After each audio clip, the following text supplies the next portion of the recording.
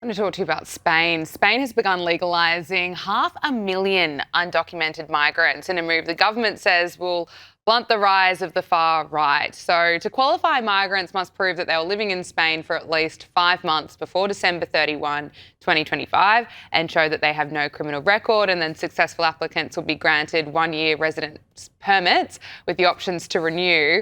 The People's Party leader has warned that this regularisation will actually increase the pull effect and, of course, overwhelm public services. Do you agree with that?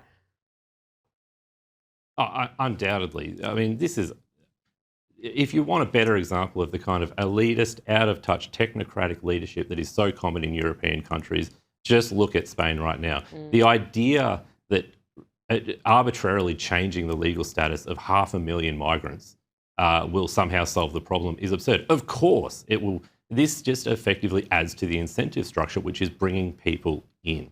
So this is, and I just have to take issue with this idea that they're doing this to blunt the rise of the far right. No, that is completely dishonest and disingenuous. This is not a far right concern. Mainstream people are concerned when their borders are not controlled. They're concerned if 500,000 people or however many people are in the country and who are not meant to be there. Yeah. So this is a mainstream concern, and I just find it so telling that the Spanish government would come out with this approach, essentially antagonising the mainstream concerns of the people rather than trying to do something which will actually represent their concerns.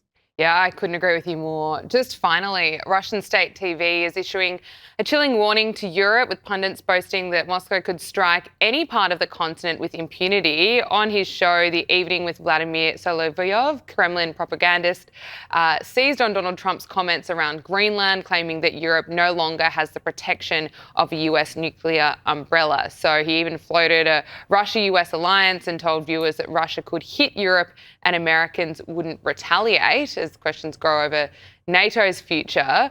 What do you make of this? How concerned should we be? To be honest, not. I mean, this is as you say, it's a propagandist on Russian television, sort of making the case for a big, strong Russia. And countries engage in saber rattling all the time. They want to look big. They want to look imposing. What it is a reminder of is the need for countries themselves to form an independent and effective deterrent option and not rely on countries like the United States. The United States have been underwriting the security of the European Union and the United Kingdom and Australia, for that matter, for decades now. And we have to be conscious of the fact that whether that defence from the US will come through for us, it may be dependent on other extraneous circumstances. Maybe it will depend on who the president of the day is. We need to form an independent deterrent ourselves. In Australia, defence spending is still stuck at 2% of GDP. We have to get moving now. We have to build the defence capabilities in order to provide our own strategic and defence deterrence, so that we're not relying on other people to come to our defence. Yeah, absolutely. Morgan Begg, Director of Research at the IPA, thank you so much for joining us. Pleasure.